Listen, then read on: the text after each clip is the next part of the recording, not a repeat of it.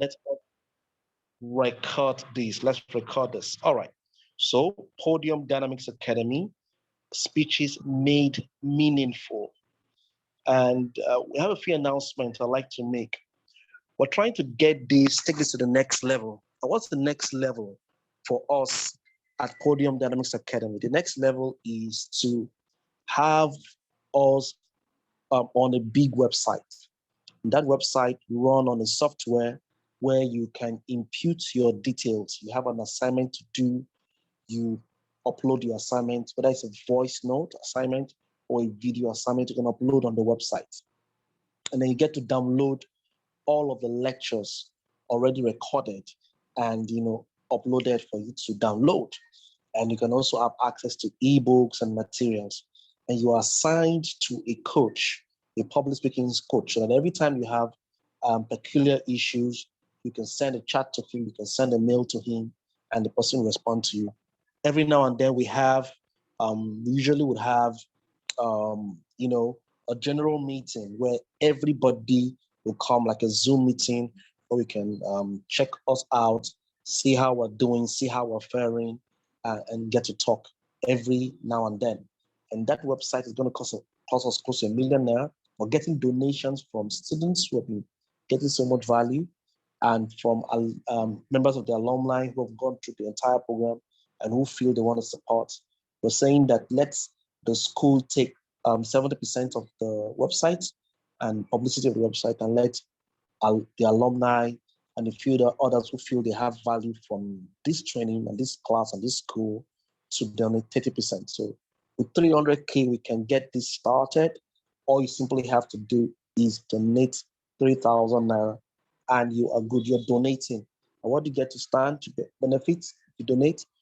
Obviously, you will be, we'll make a list. We'll have a list where everyone who has made that contribution will be honored somewhere in the website.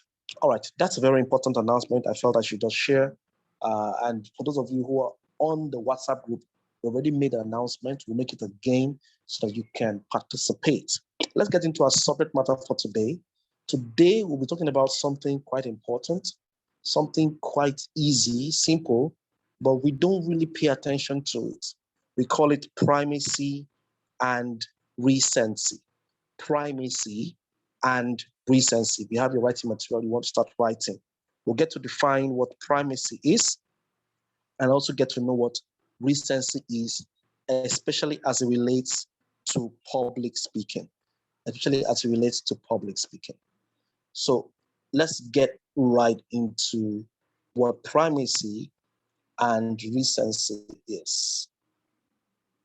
Primacy and recency, and like from the diagram, from the pictorial slide you're showing, it's just basically talking about how you open the presentation and how you close the presentation. That's just an idea of what primacy and recency is. But as we move on, we get to understand that primacy is beyond just opening your presentation and closing your presentation. It's beyond just your first foot out, or your best foot out and your close or your conclusion, whether it's speech writing or a speech you're delivering. So let's get to know, first of all, we need to understand that there are different types of speeches. And yes, it's important we know this because when you understand the different types of speeches, it enables you to determine your OBC. OBC simply means you're opening your body and your close. We say opening in public speaking and not, or open in public speaking and not introduction. You say introduction in speech writing. Your B speaks of your body, and then your close, or your not conclusion, your close speaks of the last things you say. So we have informative speeches, okay? When writing an informative speech, we should focus on presenting facts or telling a story in a concise and engaging manner. Those people who do presentation, who do a lot of presentations, newscasters fall into this category. Those who just come to present facts and figures and stories, they are presenters. The idea basically is just to be informative. And if it is more detailed, it can be educational. All right, so there's one part there's a kind of speech that is very much educational. It's a higher form of informative speeches. We have the persuasive speeches. It's when writing or speaking a persuasive speech, your job is to use facts and opinions to convince your audience to come around to your way of thinking. Whether it's a speech you're writing or it's a speech you're writing to deliver on stage, there are speeches that are persuasive, and the dynamics, the mechanics and the dynamics are not very much the same. Okay, even your opening, even your primacy and your recency may have a different tilt to it. And then you have special occasion meetings. These are meant to entertain, to pay tribute to a person or place or institution. These are speeches we hear at weddings, funerals, parties, and so on. And they also come in a different tone. The primacy and the recency don't also have the same touch or the same approach. Now, there's something we must say about opening here. The first 30 seconds is very important. The first 30 seconds of your presentation is so important, and the audience will literally evaluate you, make up their mind whether to buy into whatever it is you're sharing. And so your job as a speaker is to create an expectation in your audience, to make them anticipate.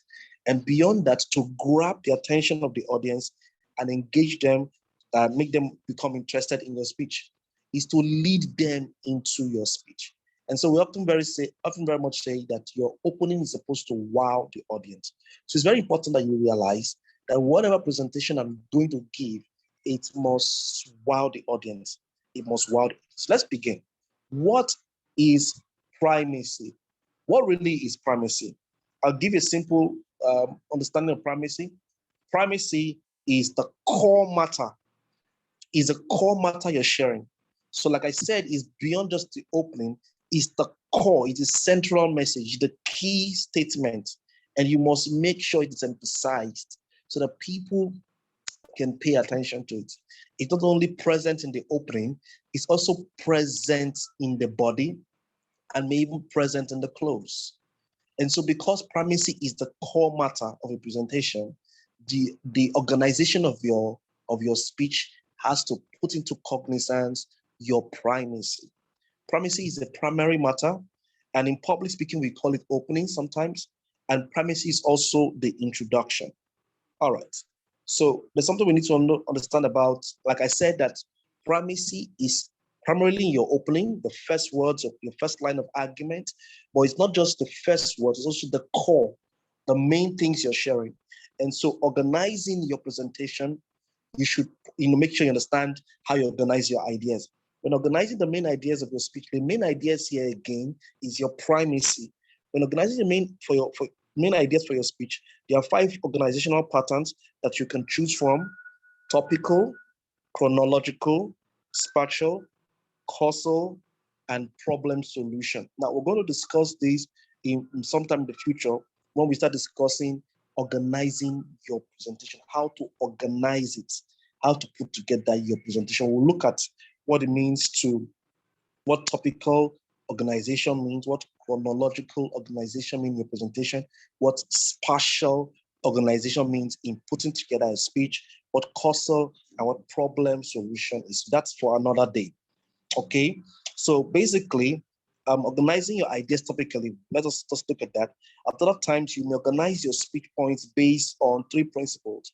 We said this earlier, that you're organizing your speech based on your primacy, your body, and your recency. And the 3 principles: primacy is the arrangement, and pay attention to this. Primacy is the arrangement of ideas from the most important to the least important.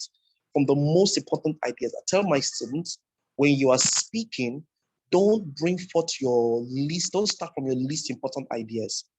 The primacy effect, the unconsciousness of primacy is you're going to bring out your most important ideas, your most important thoughts, your most important starts, your most important ideas right at the beginning of your presentation. So primacy is the arrangement of ideas from the most important to the least important. This principle will work best if your audience is unfamiliar or hostile towards your central idea, because that's important. Then we'll also be looking at recency, probably not today, we're looking at it in the coming days. Recency is the arrangement of ideas from the least important to the most important. When you start looking at your ideas from the least important ideas to the most important ideas, we call it recency. This principle will work best if your audience is somewhat knowledgeable and generally favorable towards your topic. So you see now that it depends on the kind of audience. If you're speaking to an audience that is a bit hostile or that is not familiar with your subject, you want to get right into the subject matter. You want to look at the core areas of sensitivity. And so you engage the primacy effect. But if you're speaking to an audience that already know what you're discussing, then you use the recency effect. You start from the least important down to the most important. Primacy from the most important down to the least important, recency from the least important down up to the most important. So if you've been following my thoughts, realize that primacy is not just about opening, it's more about the central, the key, the core, moving from the most important to the least important. And it's in the same vein, recency is not just about your close or conclusion, but from your least important down to your most important. And another thing you want to factor in is complexity. Complexity is the arrangement of ideas from simple to more complex. So that's basically how we do it when we're discussing topic. I will discuss more on this when we get to the organization of your speech, especially when it comes to speech writing. So there's a concept called primacy effect. We already discussed this, but let me just for emphasis read what we have on the slide. The initial pieces of information, the primacy effect is the initial pieces of information that a perceiver or the audience or the listener has about a target. The initial piece of information that a perceiver has about a target have an inordinately large effect on the perceiver's perception and evaluation of the target. Now, let me explain what that means. What this means simply is that people's perception about you before you climb the stage has, some very strong way of getting them to accept, embrace what you're talking about. And so for those of you who have followed my trend of thought many years ago, as we teach in public speaking school, we said something about pre-framing. And pre-framing is everything you do to establish your credibility. And that is somewhat related to the primacy effect. Assesses and believes or accepts what you're talking about. All right. So now let's go into the core. How to open a speech? How do you open a speech? Now I've taught you many ways to open a speech, but for you to understand, if, for example, you're giving a 5-minute speech or a 10-minute speech, if it's a 5-minute speech, 2 minutes should be dedicated to your opening, 3 minutes to your body, and then 2 minutes to your close. If it's a 10-minute speech, of course, a large chunk, a small chunk, to your opening, a larger chunk to your body, and your close. If it's 1 hour, 10 to 15 minutes to your opening, and then your body should take like 20 minutes, and then your close should take another 10 minutes. So, but the approach I like you to use is that the opening should not just be when I say open your presentation, most of you just begin with a quote and then you get right into it. A quote will take you a few seconds to deliver as you start your presentation. So you want to make your opening or your introduction more robust. All right. So I'll give you a simple idea.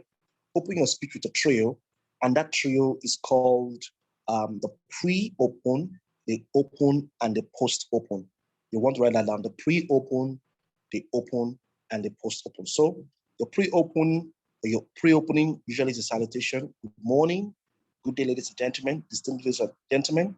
By the way, that's also another fantastic way to open. If you are in a formal setting, then you want to do the protocol greetings, His Excellency, distinguished ladies and gentlemen, and you want to make sure that you're calling them in their order. You want to be aware of how this goes. That usually is a pre-opening or your pre-open. If you are in a formal setting, a political meeting, you want to be careful about that. And then let me give you an example. I got this from somewhere. An opening could be, you may not think I know what it is like to struggle, but at your age, I was scrapping for pennies, working 2 jobs, and still barely managing to pay my rent. When I was 22, I was nearly evicted from my apartment. I was about as low as one can go. but that low point was also motivating for me. I decided never to be close to financial ruin again. It took a while, and more 19-cent grocery store ramen noodle soup dinners than I care to remember. But I finally learned to make my money work as hard as I did. If there's one thing that I hope you remember by the time I'm through, it is this. You can't be a great financial advisor to your clients until you become a great financial advisor to yourself. What an opening. What a good open. Now, so my pre-open is good morning. My open is going straight into the matter, laying myself bare to the audience, telling them how, and then striking my first point. The last point is you can't be a great financial advisor to your clients until you become a great financial advisor yourself. All right, so pre-opening or pre-open talks about salutations are dispatched within the pre-opening. These speech greetings, openers, those good mornings, thank yous should take no more than a few lines, if any at all. You are receiving an award, thank you, good morning, thank you, I'm honored, thank you, thank you. Or if you are doing the protocol greetings, then you want to pay attention, that happens in the pre-open. All right. And of course, you have the opening, you get right. You want to find the hook. The pre-open is the hook. If you listen to the Toastmasters competition, the first thing they will say is, "I'll greet the chair of the occasion, the chair." That's the first word they say, my fellow contestants, and then they get to their hook. These are the words that hook your audience, whether straightforward, traditional, creative, innovative. Your open reels them in. So you want to think about how do you want to get the attention of the audience, hook your audience immediately as you begin. The most effective opens are engaging and directly related to your presentation's main message. So I tell people, I said, that's also a kind of transition. If you come up with a fantastic open, a creative opening, or your creative primacy, or a creative introduction, you want to find out that opening or that open leads you to your first point. It leads you to your first point that takes you on to your message. So this is so important. So how do you find your open? You can shape an opening out of your personal story, like that one we just read. You can find an opening from delivering a surprising statistic, asking a rhetorical question. We'll look at some examples shortly. Perhaps you want to connect the present to the past or imagine a different future. There are many ways to do it. Now, then your post open basically is a blend of logistics and messaging. The post open incorporates details about scheduled breaks and expected length of the talk. It also provides a roadmap to your talk. All right. These are the last words before you transition to the body of your talk or your speech or your presentation. So the post open is, okay, so we're going to spend a few minutes. We're going to do this. We're going to do that. That's how this works. So pre-open, open, and then post-open. Pre-open is usually salutation. Your opening should be your hook, and then your post-open is, a roadmap basically about how your presentation will be. The post-open is an opportunity to help your audience understand what they need to do next. Will they have to take notes? Are you providing handouts? Are you taking questions? You can also use this time to acknowledge or introduce the host, distinguished guest, or key organizers. And so this is what I do there are some people, when they begin their presentation, they do the protocol greeting, the greetings, all right, before they get into their hook. There are some other people that they will not do the hook. They will not do the greetings first. They'll do their good morning, get into their hook before they now do the protocol greeting as their post open. All right. Or sometimes they will not even have a good morning. They'll just come up with a fantastic quote or something that is a hook. And then before they now go into their post open where they greet people. All right. So it's important to point out that there are times when an opening can leap straight into the narrative without a pre-opening. I just said that you can just leap into without a pre-opening. All right. So that's important. Now, let me just share. I love these speakers. Interestingly, they're all whites. We have three guys and two ladies. They gave TED Talks and a few speeches here and there. And also look at their opening remarks about certain things. But then a few of them did TED Talk. You know what TED Talks is? This platform where you can give speeches. You are an intellectual. You are a master in a certain subject matter. You're given the platform to share 18-minute speech, and something that was created in America, Britain, a few places. And now we have what's called TEDx.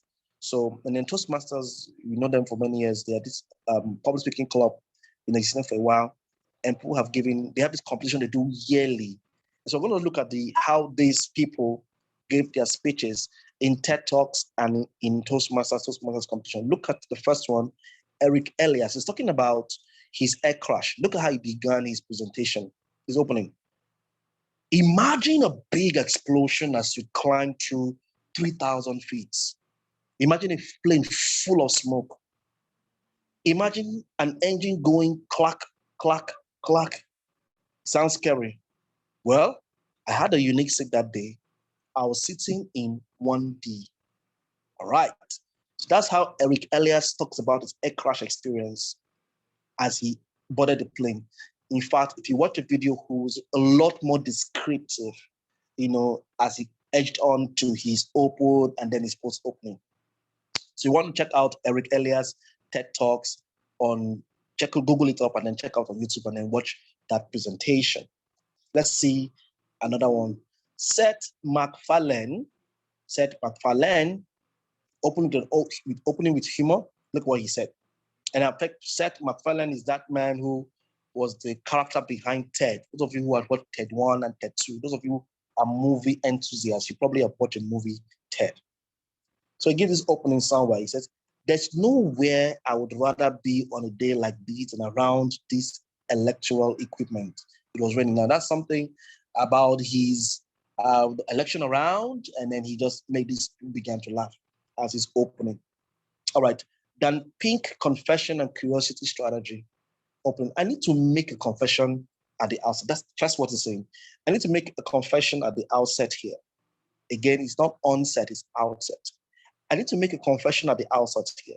Little over 20 years ago, I did something that I regret, something that I'm not particularly proud of, something that in many ways I wish no one would ever know, but that here I feel like I'm obliged to reveal.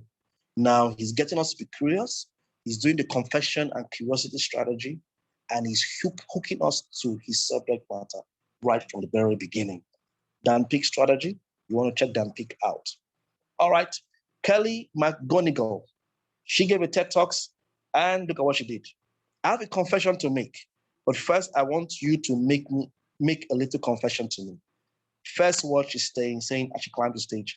I have a confession to make, but first I want you to make a little confession to me. And then she begins. All right. All right. All right. Same name.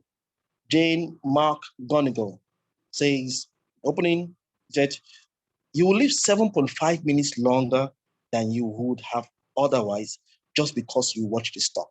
Wow. What an audacious claim as she began her TED presentation. So let's look at how not to start your speech. How not to start on a bad footing when you give a speech, whatever the speech might be. Absolute worst ways to open any speech. I was born in, no, no, no. Studies show, no, no, no. I didn't prepare anything, no, no, no. Thank you for inviting me. Too bland, too simple, no, no, no. I hate public speaking, so no, no, no. Don't start with those sentences or those statements. It's not a good way to start. Not preparing ahead of time. It's not a good way to start. Ralph Sandley, the founder of Toastmasters International, a renowned speaking and leadership training organization, said, the unprepared speaker has the right to be afraid. Got to be prepared. And for those of you who follow me, you realize that I said that the speaker is prepared when he has the subject matter together. He also has analyzed his audience. He knows the purpose of his presentation, and he knows the arrangements, the organization, the sequence of a speech. So you've got to prepare as a speaker. All right. Another thing you don't want to do when you're opening your presentation, when you're giving your open, is to apologize. There's a time and place to say sorry. When you have made a mistake that hurt someone else, when an error has harmed another party, or when you have been rude and impolite, by all means express regrets. But apologizing at the beginning of your speech for any other reason will simply draw attention to an issue that your audience might not have noticed to begin with. So if there is no reason to apologize at the beginning, do not do that. Your primacy is a perception they have of you. Your open is a perception they have of you. And you've got to be very careful not to send a wrong preframe, a wrong perception to the audience. So don't apologize. Don't start with so. Where do we get this word from? So, how is everybody doing tonight? So, I was on my way to the store the other day. So, let's get started. The word so shouldn't be used to start your speech. It's a weak opening and much too casual for anyone who wants to be taken seriously as a professional speaker. Don't start with so. Just that trendy thing we do that we shouldn't use if you're going to get people to feel that we are strong, we are confident, and we know what we're talking about. Starting with so is a no-no in effective and professional speaking. All right. Another thing that you should not do is saying I'm not an expert, but come on. If you just want to express an opinion, then state that you are here to share you're here to share your opinion and just share it. Don't say, oh, I'm not an expert, but no. Don't even let us know that. Just share your opinion. All right. That is a wrong way to begin. To say that you're not an expert is a wrong way to begin. Don't start on that footing. Your audience, they're evaluating you. Start with the right footing. All right. So let's look at different kinds of open or different kinds of opening. And again, realize that you can combine them. You have between 10 minutes to do that. You can combine your opening. Your opening can be rich, can be diverse, and you can break it to pre-open, your opening, and then the post-open, depending on the kind of speech you are delivering. Very simple one. Most of my students will begin with this. It's called the quotation open. The primary reason to quote material in your speech is that it reinforces your ideas. Begin with a very strong quote. Let it totally mean, what you're talking about. Let it lead to your first point. James Hadley once said, and I often will tell you, if you're going to use a person that we're not familiar with, if you say James Hadley, please, who is James Hadley? Let's get to know a little bit about it. Or leadership expert, a management or behavioral expert, whoever James Hadley is, and then make his quote or give his quote. All right. So the primary reason to quote material in your speech is that it reinforces your ideas. Number two, a quotation offers a second voice echoing your claims, but it's more powerful than simply repeating yourself in different words. And I often tell students who are giving speeches, it's good to quote, to make references. It gives it gives that audience a second voice, and it authenticates what you're trying to say. It shows that you're not just the one saying this. Somebody who is of authority, who has experience, who's an expert, is also saying this. So use the power of quotes. Right? Quotations usually offer a concise, memorable phrasing of an idea. In fact, pepper your presentation, your entire presentation with quotes. Don't make a solid point without adding a quote from somebody of authority who said something along those lines. This will help your speech to be good. And a fantastic way to open is to open with a quotation. Even if you're doing speech writing, you can begin with a quotation. After your pre-open of good morning or good afternoon, and you begin with that fantastic quote, that thought-provoking quote, and transition into your post-open and get into your point one, and on and on and on. Remember the power of quotes. We have proverbs. You can use a proverb. You can use a famous quote. You can use an historical quote or a historical quote. You can use different kinds of quotes just to connect with your audience. In fact, start with this and you will find, make sure that the quote leads to your first point. Makes sense. It makes enough sense to lead you to your first point, or don't use that quote at all. All right. You can also begin with a startling statistic or a startling start. The startling statistic doesn't always mean data. It could mean converting a start into a story. It doesn't mean that you have to reel out data. It just means that you can use this kind of example. All right, let me give you an example. This is a random example. I'm only going to speak to you for 1 hour this morning. During our hour together, someone somewhere in America, or let's use Nigeria, if you're in Nigeria, someone somewhere in America is going to be badly injured in a house fire. By the time you begin lunch this afternoon, someone somewhere in America will die in a house fire. By dinner, another person will die. By the time we go to sleep, another person will die. As you sleep tonight, 2 more people will die. I'm here today because I want to prevent that from happening, and I'm going to need your help. Just how about that for some factor, some starts with, that has this human element to it for your opening. That is powerful. All right. The next way to open your presentation is called the anecdote. An anecdote is a short story, and you use it to open your presentation. It should be short. A story, a case study, or a personal anecdote as a personal story is perhaps the single most effective tool for transferring information from speaker to audience. So use it. Learn how to tell a good story, a good short story that leads you to your first point. Again, the moral of the story should be leading to your first point, or there's no point using the anecdote. Now, Harvard professor Howard Gardner, man who put together the multiple intelligence theory, he once said, stories are the single most powerful weapon in a leader's arsenal. If you're giving a pitch before investors, stories will just make a lot of sense.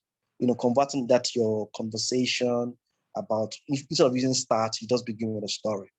Again, you can do an opening combo. You can use a quote, you can still really start and also reel out the story. You can use that opening combo, that combination of a story, of quotes and stats, and do it creatively so that you can hook the audience. The idea is to hook the audience, to wow the audience.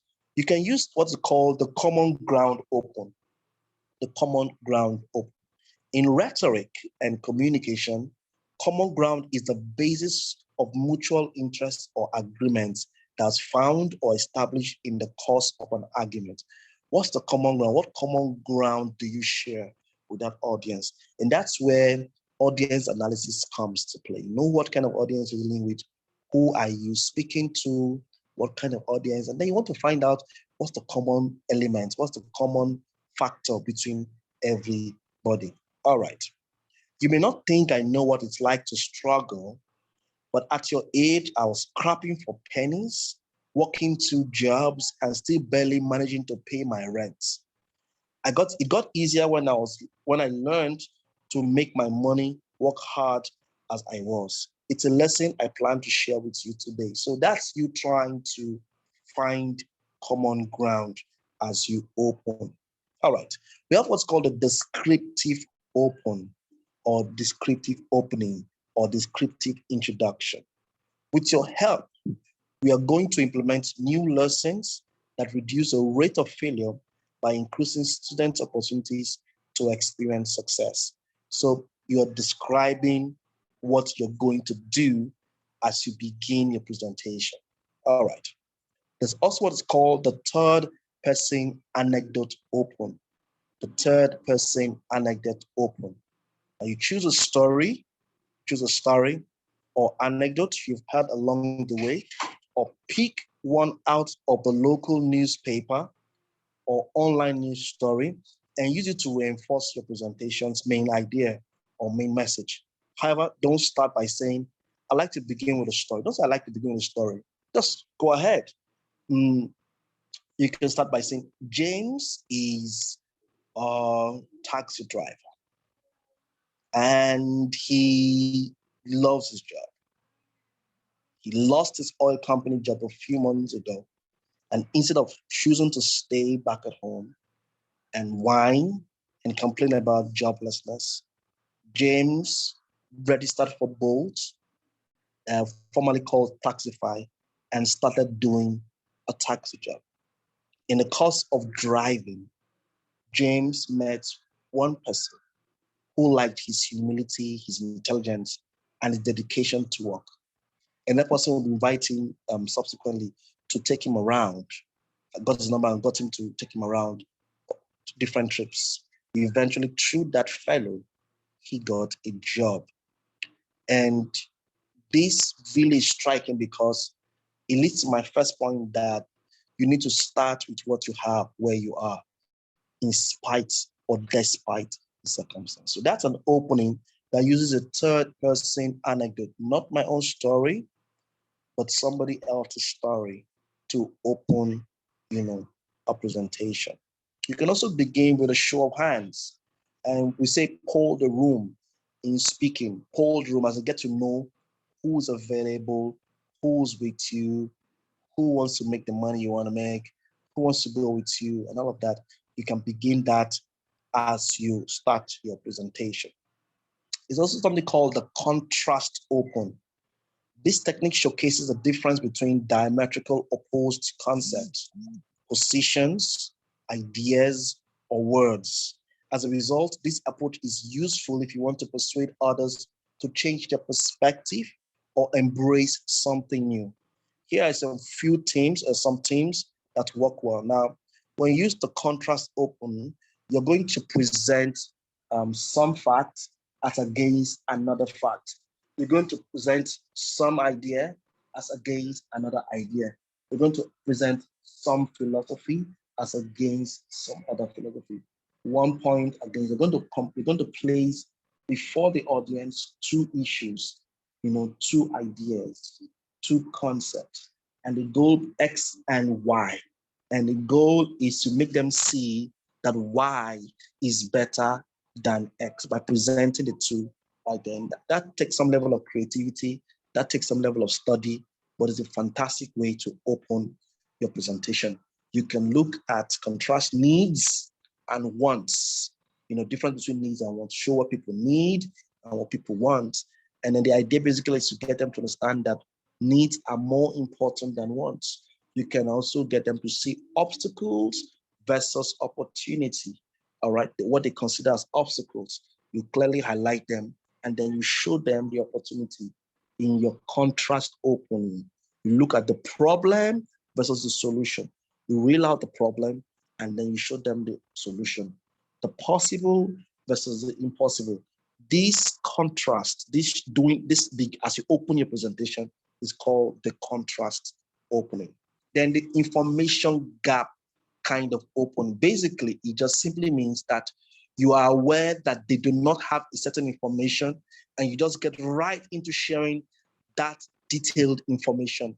That information as you begin. You begin right in telling them the facts, the figures, the ideas, the knowledge gap. You know that they don't have that information, and then you give it to them just immediately.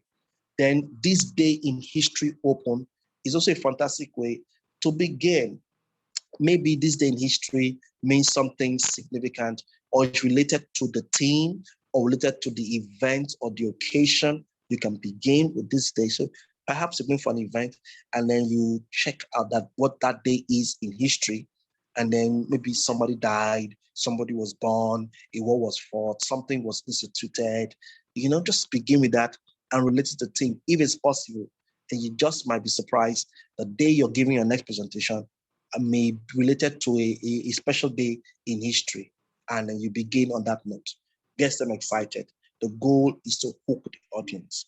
Another way to open your presentation is the door open. The door opening, let me give you an example. We're going to go on a dive into the deep sea. And anyone that's had that lovely opportunity knows that for about 2.5 hours on the way down is perfectly and positively pitch black worlds. The idea basically is take them through a tour around what you'll be talking about. The tour open is, oh, we're going to be looking at this and looking at that, and exploring this and that. If you're the MC of the occasion, you want to do that tour. If you're a presenter and you have some things to highlight in your presentation, you want to take them through a tour as you present your. Then another way to open your presentation is called the rapid fire statistics open. The rapid fire statistics open. Like the name implies, you basically are reading out facts and figures all at once, just so that you can get them to pay attention, to listen to you. You want to hook them immediately. You want them to say, wow, this is a fact. Now we're going to use America, because in Nigeria, we don't have a statistic bureau that will give us details. So I use a lot of American examples, pardon me.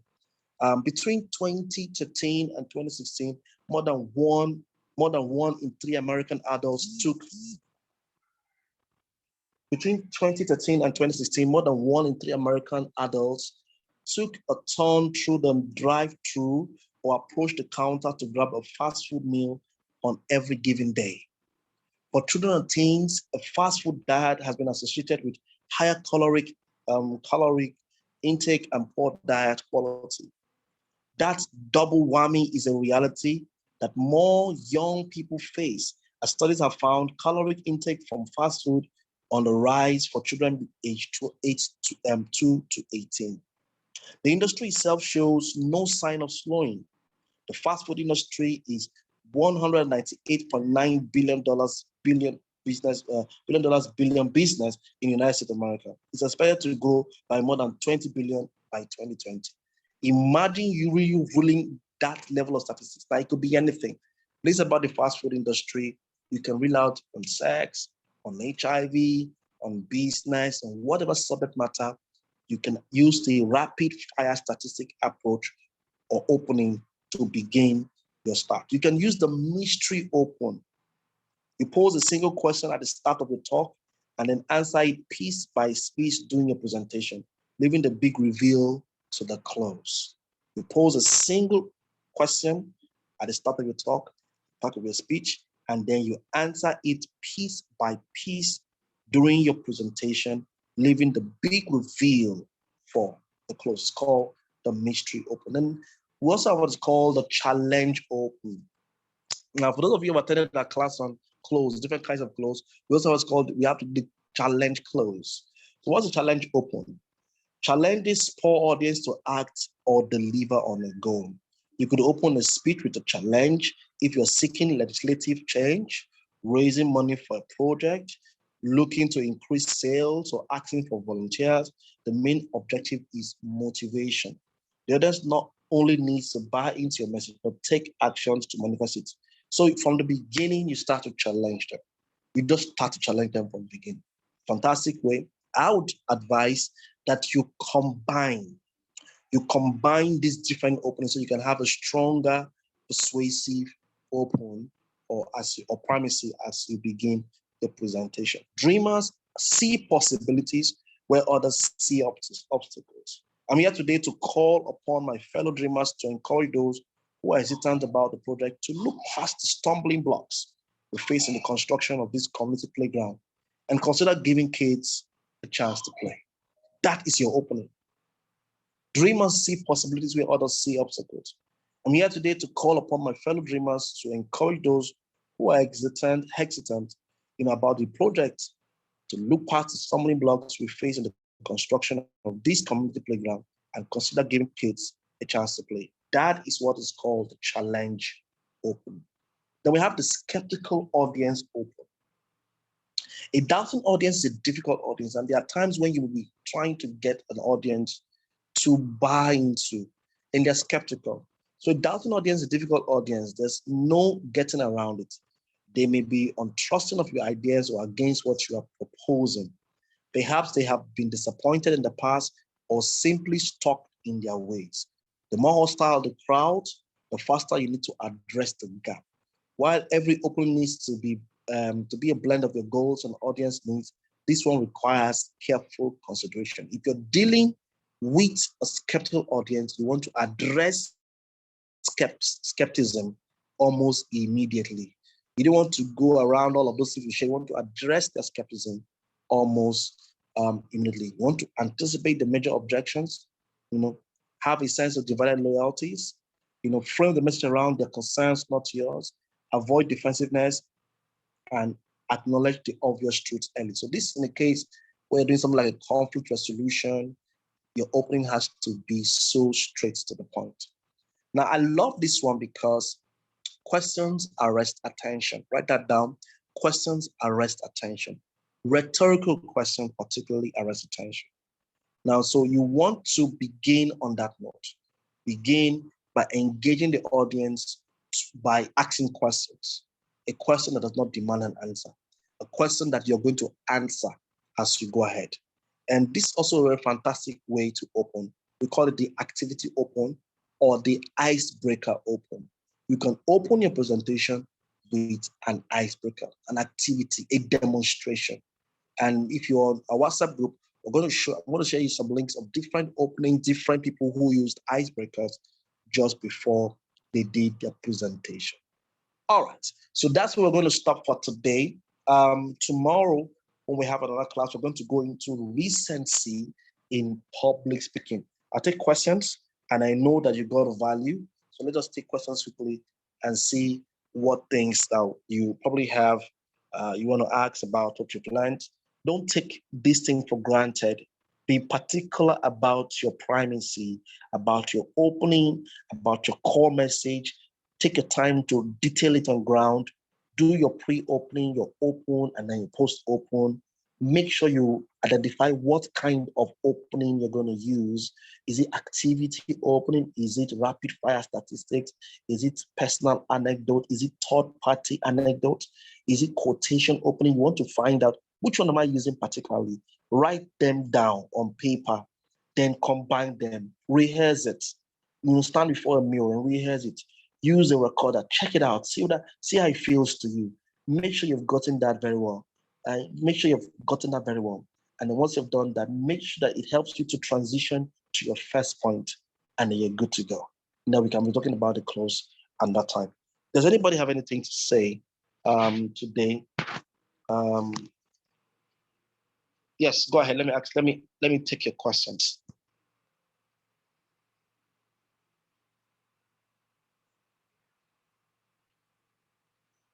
Yes, Victor, go ahead.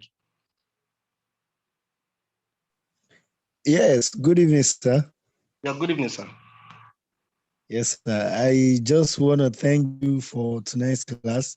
It's been very expository and wonderful.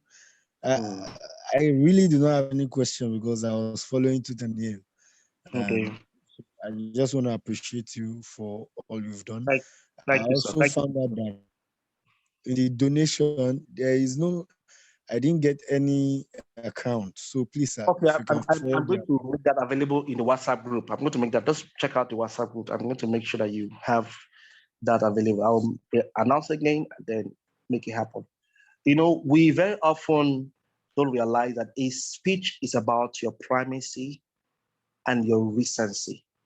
How great your speech turns out to be is largely dependent on your primacy and your recency. If you don't get those two parts right, you can play around your body, you can play around the thoughts you share and the points you share, but you must get your primacy and your recency, your entry and your exit, so that at the end of the day, people can remember what you said. Philip, go ahead and ask a question. Thank you, Victor, for your thoughts. Yes, go ahead, Philip. Okay, good evening, sir. Good evening, sir. Thanks so much for the session. It was a wow. So for me, I wasn't this kind of person that likes speaking in public. I just like keeping to myself.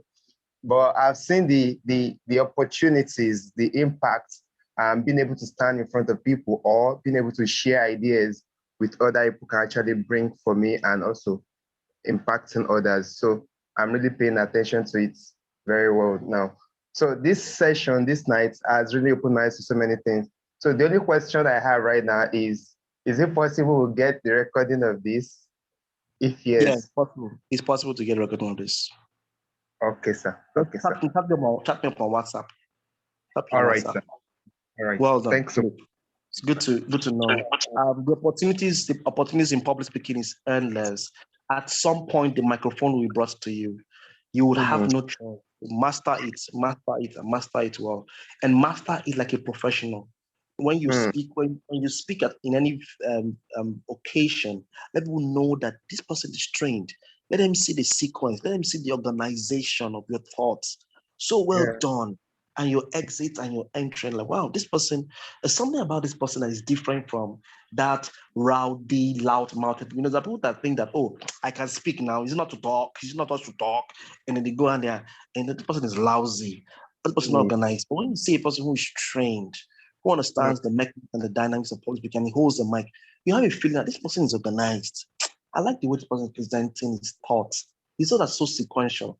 And if you ask the audience to remind them of who made a stronger impression, they often will say, that person was so organized. I like, he said this, he said that, because you are deliberate in your primacy and your recency. Your primacy, the body, and the recency. This is so factual. Innocent, go ahead and ask a question. Thank you, Philip, for your thoughts. All right, thank you so much. You're welcome. Innocent, go ahead with the question. Good evening, sir. Good evening, everyone. Yeah, good evening. Before you go ahead, Innocent, let me say this. I've listened to a number of our videos. I've watched our videos and listened to our voice note, and I want to say they are fair. But if you look at your opening score, the score you get in your introduction, the score you get in your open or your primacy, very often is not as high. It can be higher. Be very creative. The idea is hook us or hook me at the beginning. When we can reel out quotes, reel out starts. Let me be like, wow, this is a good entry point. And so I want to see us do more fantastic openings. And I must say that we try, but it can be better. It can be as good as it can be good. And lead us to the first point. And then also, when we discuss close, it should also be as fantastic as the opening. Because people may even forget the opening, but they will not forgive you for a bad close. So that's that. Go ahead, Innocent. Let's hear what you have to say. Okay, sir. Thank you very much. Thank you. My question is now, which opening would you advise us to? Because I know that all of them are important, but there are some ones that are very captivating. Most especially, I know personal stories is very good to relate with, and you said we can combine. Yeah, that we can combine. So we can combine. Yeah. So is it that we can combine a quote and a personal story? Yes, you can. Yes, you can. But the story, like at the beginning, the story should be short. At the beginning, the story should be short. The story shouldn't be long. Okay. Because you're leading them to the first point. If you're doing an anecdote, a personal story, it should be short. You know, okay. Short, punchy. And I'm going to teach you one of the things. I'm going to teach you the art of storytelling in public speaking. The art of storytelling. Short and then lead to your first point. The story can be longer in the body because you have time. The story can be longer in the body, but the story should be short. Should be short at the beginning, and the story should have a point.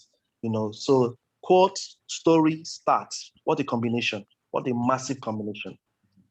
Icebreaker, story, starts, first points. What a combination! What a massive combination!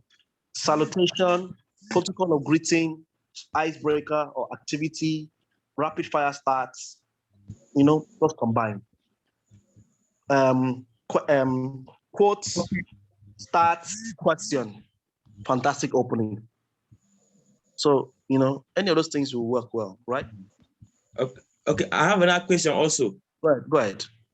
Okay, concerning the website that it will be very interactive.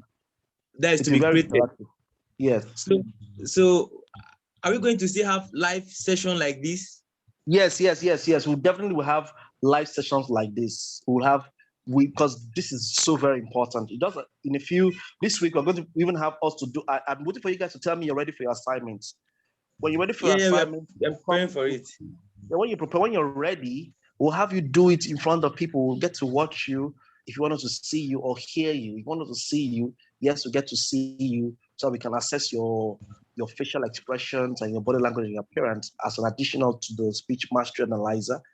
And if you're going to just do the voice, we'll also hear you. So we have a lot of Zoom meetings, and the Zoom meetings will also have other teachers, because we have members of faculty that are also available to teach, and then personally coach.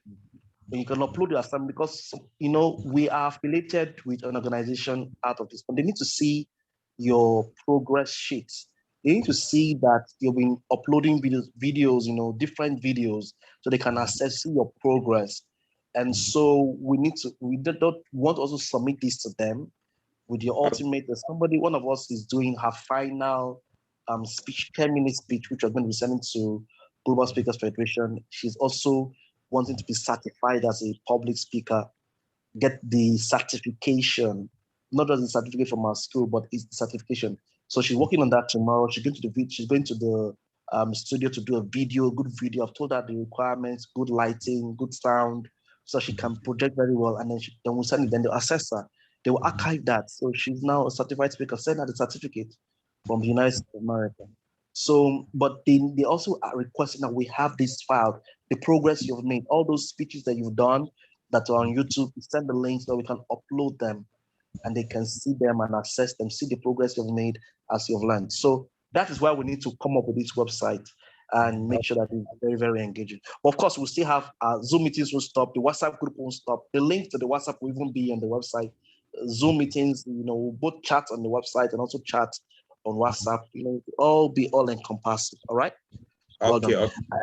Christabel, go ahead and ask a question. So Innocent, I hope you will send your donations. Yes. Yes. Right. Yeah. Thank you, sir. Oh, all right. God bless you. Innocent, Okay. Christabel, go ahead, ma'am. Thank you so much, Doctor, for this very exciting lecture. I would say I've listened to you talk about primacy and recency before, but today I kind of got more insight into the subject matter. It's like a senior class. Yeah, it's like I'd have to take it a little further so that you know that. Sorry, I'm going to cut you. Primacy is not just the opening. Primacy is the core, the main, and it spreads through your opening into the body, the theme, and it's about moving from the most prominent ideas in your presentation down to the least prominent ideas. And the same thing to recency. We'll look at that when we discuss recency. Continue, ma. So I have a question. Yeah. You talk about post-opening. Yes, ma. Post-opening encompass the roadmap. Yes, ma. Of the presentation. Yes, ma. Is it in every presentation you do this? Of course, again, no, it's not in every presentation. I'm assuming if you're doing a present, like you did something for your organization, you have to go to Abuja.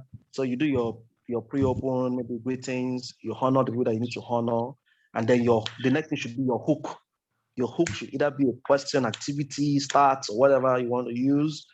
And then after that hook, which you're going to most likely combine, the next thing should be your post-opening. Okay, so this is a roadmap. This is what I'm going to be going through. A summary of what I will be sharing today. Okay. And then first point. So you already have an idea of what your P1 will be, your P2 will be, your P3 will be. And then you go to your point one, you start, give your reason, you give your example, you give your point two, and on and on. So the idea is that you can be organized, and that's the basic idea. All right. Thank you for your contribution. Thank you so much.